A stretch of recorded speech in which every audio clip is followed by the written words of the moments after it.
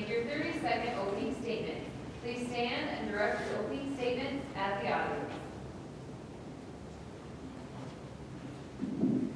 I think that the most important thing we can do in returning control of our natural resources to the farmers and ranchers is to get control of the legislation on these resources back to our state level. Here in the state of Wyoming, we definitely understand that our farmers and ranchers know how to manage these resources, and they've been doing so quite well for hundreds and hundreds of years, and will continue to do so because it's in their best interest.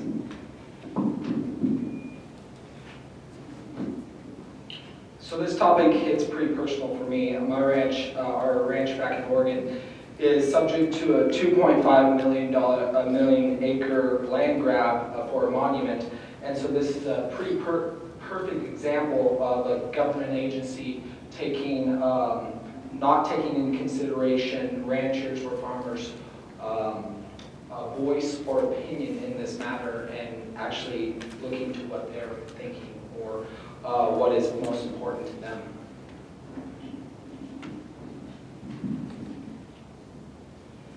Land degradation is not uncommon, and when we look and see that upwards of 70% of the contiguous United States is owned by private interest, and the majority of stable ecosystems reside therein, it's fair to say that the managers of these locations know what's best and what ecosystem services they can best provide.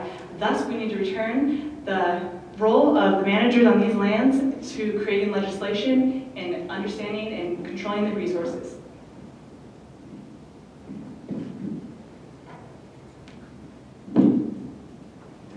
Our natural resources are such a precious treasure here in Wyoming, and there is no one that knows better how to manage those resources than the farmers and ranchers who use them on a daily basis. When the federal government formulates policy and legislation to control those natural resources, is based on statistics across America, and that legislation is supposed to work from east to west coast and everywhere in between. A one-size-fits-all plan, so to say. And that simply doesn't work here in Wyoming, and it is the farmers and ranchers that should have control of these resources. Okay, contestants, you have heard the opening statements. The contestants may now proceed with discussion. Contestants, please direct your discussion to your fellow panel members. So it's fair to say that there's resources that are at stake, especially if we turn over the management of these resources to a federal government who has no hands or no eyes on the land. So I think it's important that we need to define some of these natural resources. Some that I have is the ecosystem services that are provided from areas for farmers and ranchers. These are provisioning ecosystem services, regulatory, cultural, and each of those has to do with controlling or providing like timber or cow operations, providing crops, and then regulatory is obviously controlling soil, doing carbon sequestration. I think you make a very good point in that there are several different resources that we have to identify that we have to keep control of. And among those are the things like water and land and things like that that we have to keep control of. And I realize that there is a reason why the federal government has stepped in to control these natural resources, because not everyone is as careful in using these resources in moderation as farmers and ranchers are, because they know how valuable it is to use, like water per se. It's such an important resource in Wyoming. Not everyone realizes that we need to use every little ounce of water to irrigate our crops on such small, precious farmland, because our farmland is decreasing every day in America and being replaced by modern civilization. And I think that we need to find ways to protect our farmland and our resources so that we can continue to supply our food and clothing needs for the world. Definitely, as you're speaking there, the government stepping in on the topic, because ranchers and farmers have messed up in the past. The Dust Bowl is a good example of that, as far as where we've gone too far. And so now we've been very educated and have come to a point where the government is stepping too far, and right now the ranchers and the farmers are the most educated on how to be the best stewards of the land. And so I think to ignore their voice and not give them an opportunity to actually speak out what needs to be done on these properties, and just having a government agency who is very distanced from these personal private areas tell what should be done is very, for lack of better words, ignorant of the government to do, I think. What are your guys' thoughts on that? I absolutely agree with everything that's been said, from starting off with trying to list the immense amount of natural resources that we have, which simply cannot be done. And those natural resources vary across the nation just as much as the people and the agriculture industry across the nation. So one simple blanket federal regulation will never be sufficient for agricultural policy from New Jersey to California to Wyoming to Florida. It's never going to work. But each state has vested stakeholders like farmers and ranchers who have the best interests of those natural resources and the best interests of that environment and those ecosystems at heart. What we really have to do is just to educate people and to convey our beliefs and values to them in a way that will help them understand that we're here to make the best that we can of those natural resources. If we run out of water, it's a bad thing for us more than it is for you, because our livelihood depends on these natural resources. So I think the Dust Bowl is a really good example to show and demonstrate why the government might have fear about how managers will actually go about controlling the resources that they have. That being said, I'm not quite so sure I would say that they're ignorant, but it might be the fact that there's a communication barrier in between managers as well as, legislation practices being put into place. I know one personal example. I went to a Sage Grouse Select conference, and they were talking about mapping all the different sage grouse selects. They were having a really difficult time communicating with private landowners just because there's this fear that exists among landowners about not being sure of what's going to happen if information is known.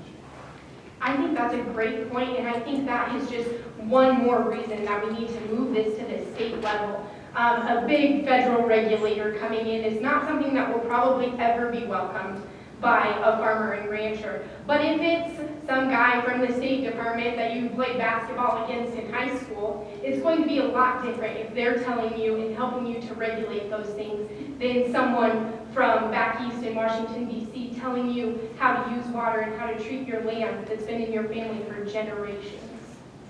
Definitely, let's go ahead. Definitely, as far as, I think this is very personal and very specific, site-specific, for sure, on all agriculture, because each ranch, just looking at my neighbor's ranch, can be run differently. And so having as you said earlier, simple blanket for all of agriculture is a really large problem that needs to be fixed, because you can't just put different regulations or policies on these ranchers that don't fit the area and don't work there. And so to work site-specific, I think, is something we definitely need to work towards as ranchers. What are some of your thoughts on this, Chelsea? I completely agree with you guys that this needs to be more in the hands of the people and not in the hands of the big government.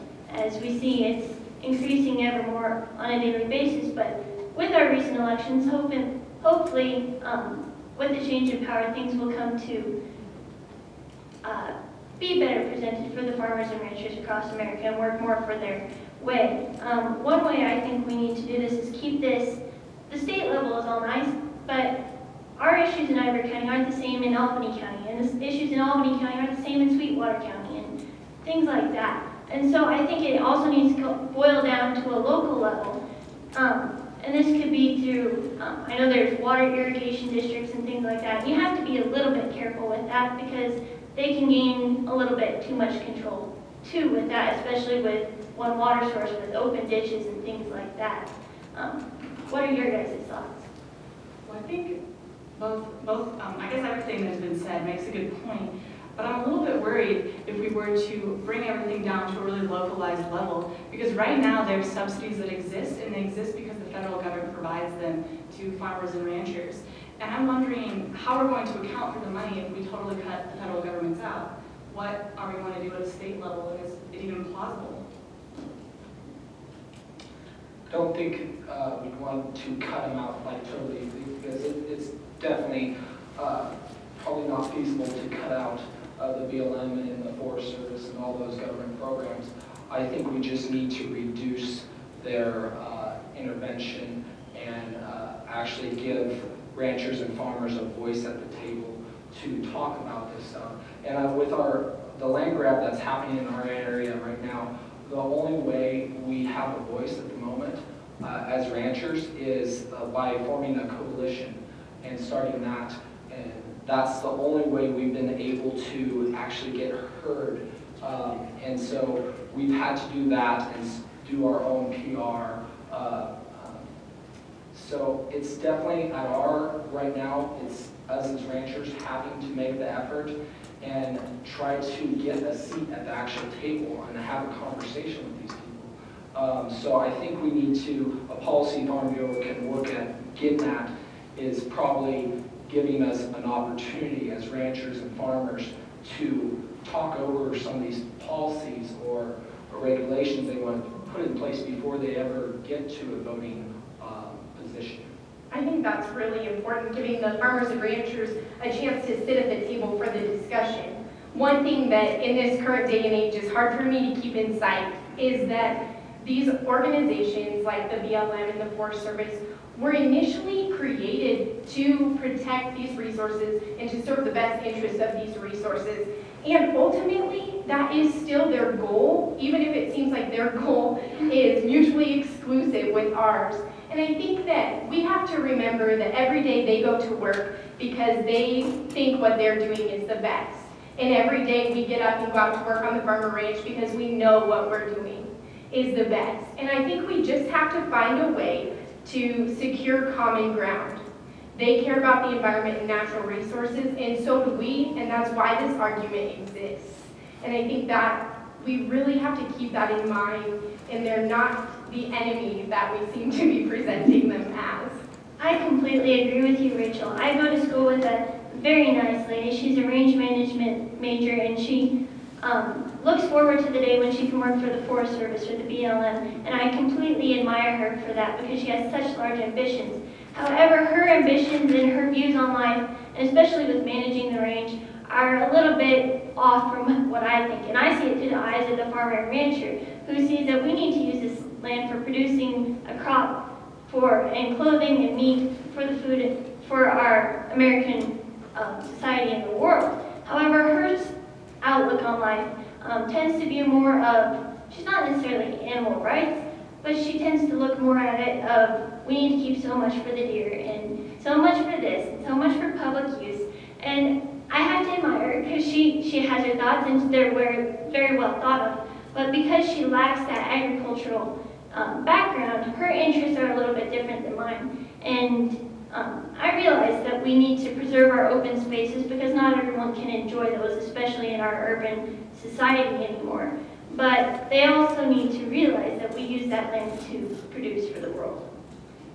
You mentioned a point earlier, Ryan, that I thought was interesting. You were talking about how in order to have your voice heard, you needed to form coalitions. I was just wondering if you might be able to explain if that process was difficult or if it seemed to come easily and if there was a lot of cooperation between farmers and ranchers. So it definitely wasn't an easy process because just to get farmers and ranchers in general together off the ranch and actually get them towards this was very hard, but yeah, it's definitely been beneficial. A lot of bring us together for a common goal and have us all look at why this is so important, because some of these this 2.5 million acres is going to ruin people's places. It'll cut our production in half, but most people won't be able to ranch after this.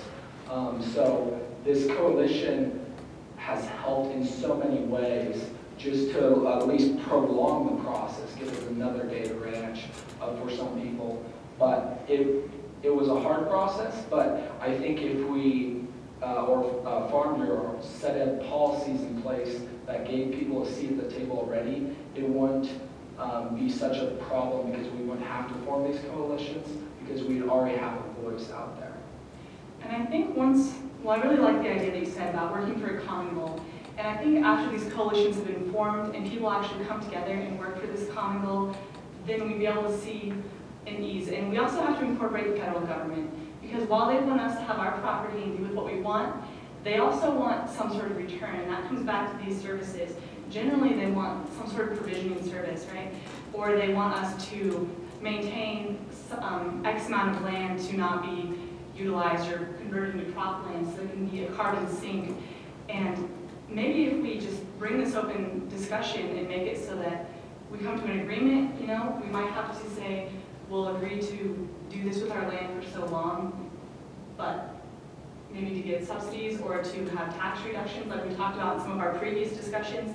Anything that might facilitate us having I guess, a healthier operation and being better relations with your neighbors. I have a question. This is something that I've thought about a little bit, and I'm curious what you guys' opinions are. Do you think it would make a difference if, starting at the grassroots level in our communities and our states, we established a policy for each individual state that may be more severe or maybe more relaxed than the federal policy that we're working with right now, just to show them that we care and that we're invested and that we're committed to protecting these natural resources? Because I just think that if we were able to get all 50 states in knowing what resources they have and being so invested in caring about their resources that they make a policy to serve their best interests, we may be able to get this back to the state level. I would have to completely agree with you that by uniting on the local level, we can make a bigger impact on the federal level. And that's especially, that's where we see the Farm Bureau role model play into it, is every policy, starts at the grassroots level and eventually works it up to the state, and then the past state ones go on to the national level. And I think that's a really good thought process there, and I really do like it. Morgan, I'd like to go back to your talk about the subsidies and federal funding and everything. I come from a family where that's not an issue, and I just wonder how prevalent of an issue you think that really is. I mean, I don't have to deal with that on a daily basis, so I was wondering what your thoughts are behind it. As far as subsidies and things like that. And if there was a lack thereof. Mm-hmm. So it's obviously going to influence different people more so than others.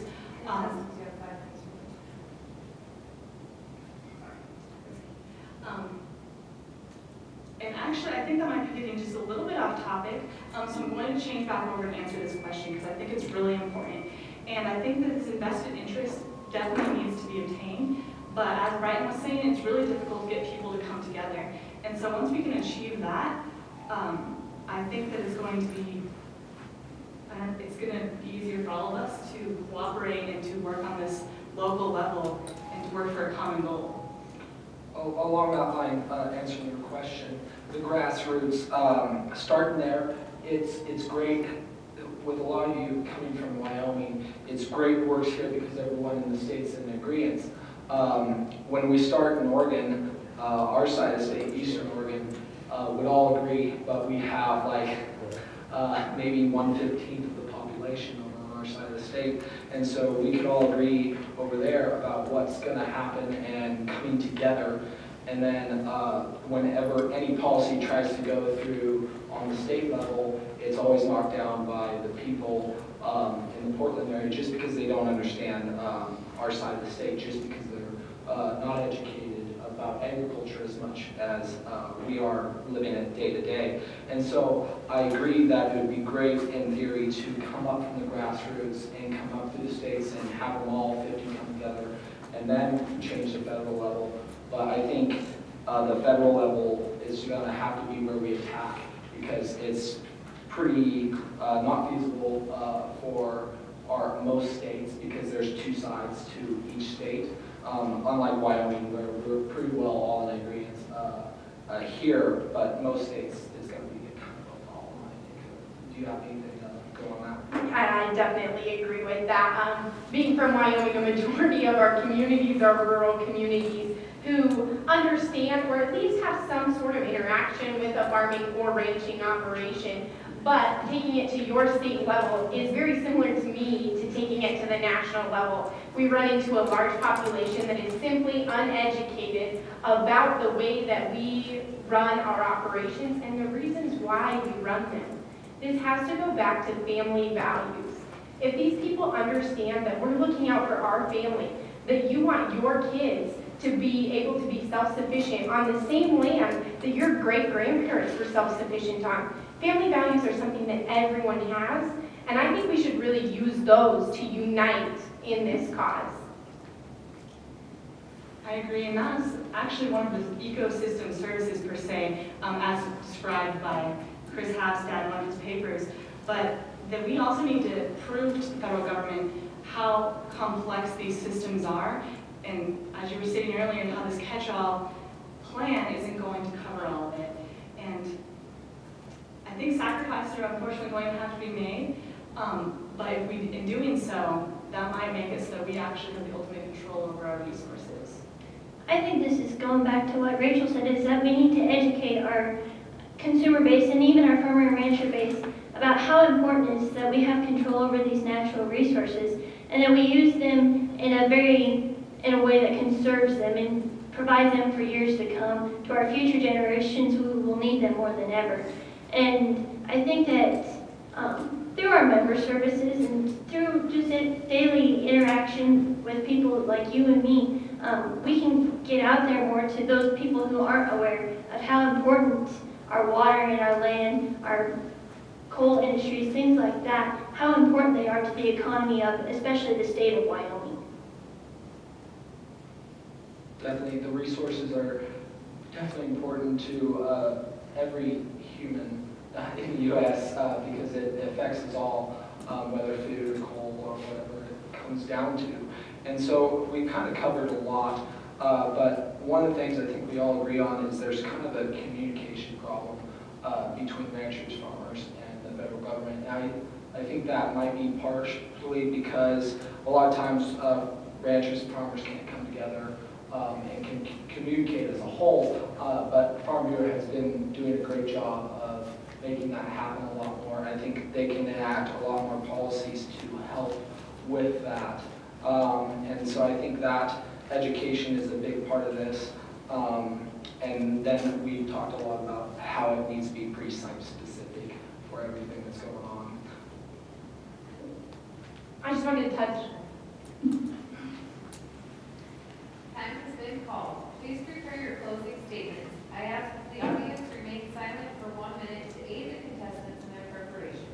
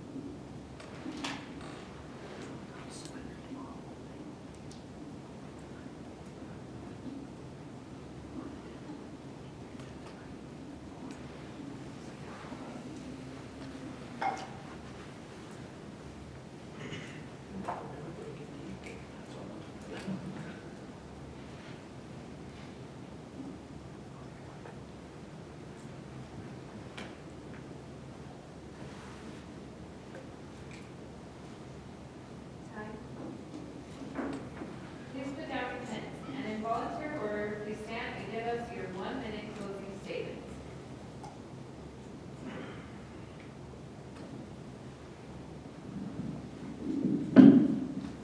I appreciate the time I had with you guys this evening to discuss today's topic, and I think it is that from our discussion we realize that there is a communication problem between the federal government and our farmers and ranchers.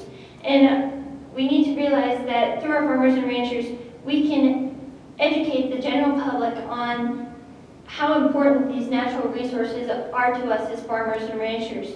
And as Morgan stated, we need to realize that one size blanket will never fit for all of America. And as Brittany stated, we also need to work together to be one group and form a strong voice.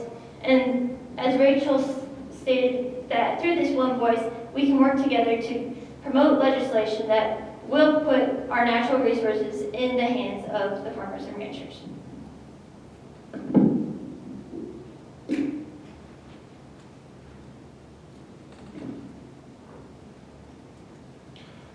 So the Farm Bureau has done a wonderful job of bringing ranchers and farmers together to help with that communication problem. I think that's something that they can continue to do. But the communication problem, I think, is something we've all agreed on as what is kind of the core to a problem.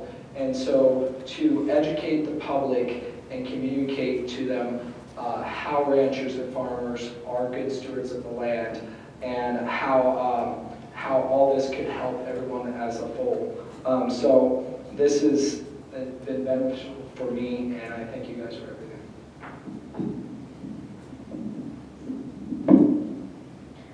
One thing that we certainly all can agree on is that natural resources are valuable. If they weren't, we wouldn't be having this discussion at all. And the common goal has always been to protect our resources and the ecosystems that they belong in. But I think, as you pointed out in your introduction, we can't be looking at this as a statistic, but through grassroots lobbying and policy, we need to show the federal government that we are people, we have a vested interest in the production and protection of these natural resources, and we're going to do everything that we can to protect them through forming coalitions and through taking the measures that we've been taking for hundreds of years to protect these resources. And I think that if we can just all work together and share the reasoning and the logic behind these and how they're involved with our livelihood, that we can start this uphill battle of returning control of natural resources to the farmers and ranchers.